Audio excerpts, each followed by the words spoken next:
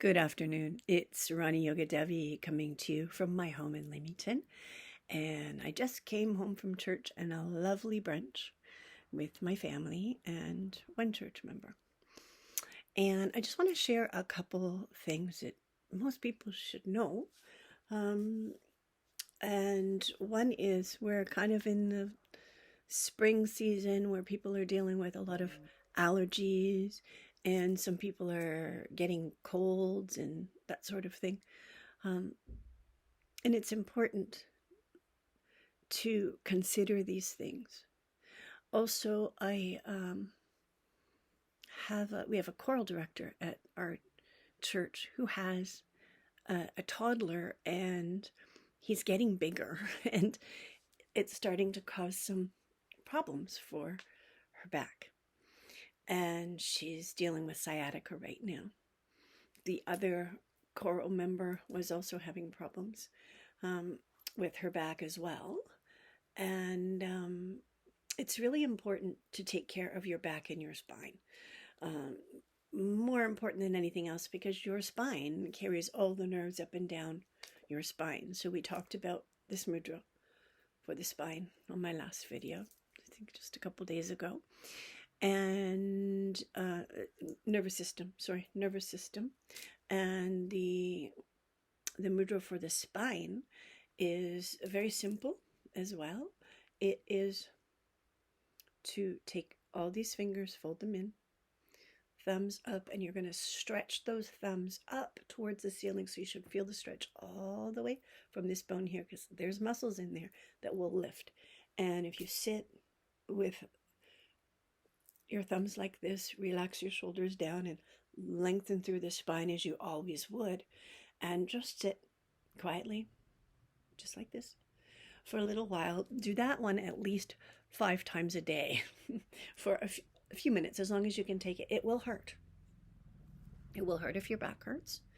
It will hurt if you have a little bit of arthritis in the thumb as well. So you can massage that before and after.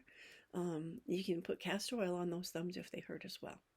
And just put a pair of cotton gloves on, leave it on for half an hour, 45 minutes. I'd say 45 minutes is better.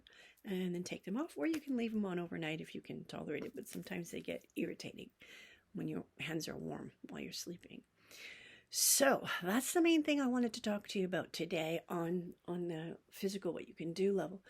But on an immune system level, it is very, very, very important to make sure you get enough sleep. And on an immune system level, it's really, really very important to also do these mudras, particularly this one, which helps with stress.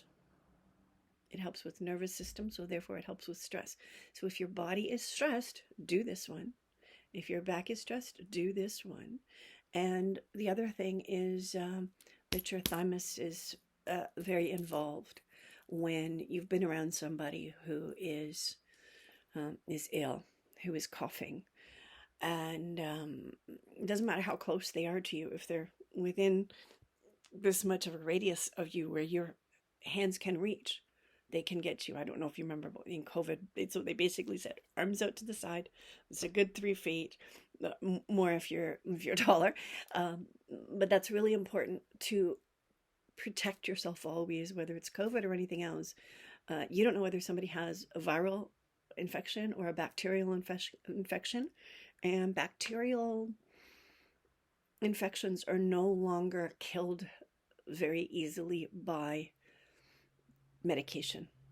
You can take medication and it will take just as long to get rid of that infection as it would if you hadn't taken it at all. And that's a big deal for people who are immunocompromised. I am immunocompromised myself. I had open heart surgery when I was a child, and my left lung is smaller than a normal lung. So if I get ill, especially if it's in that one lung, that's my good lung, it's a big problem. If it's in the smaller lung, it's even worse. If it's in both lungs, it's not good.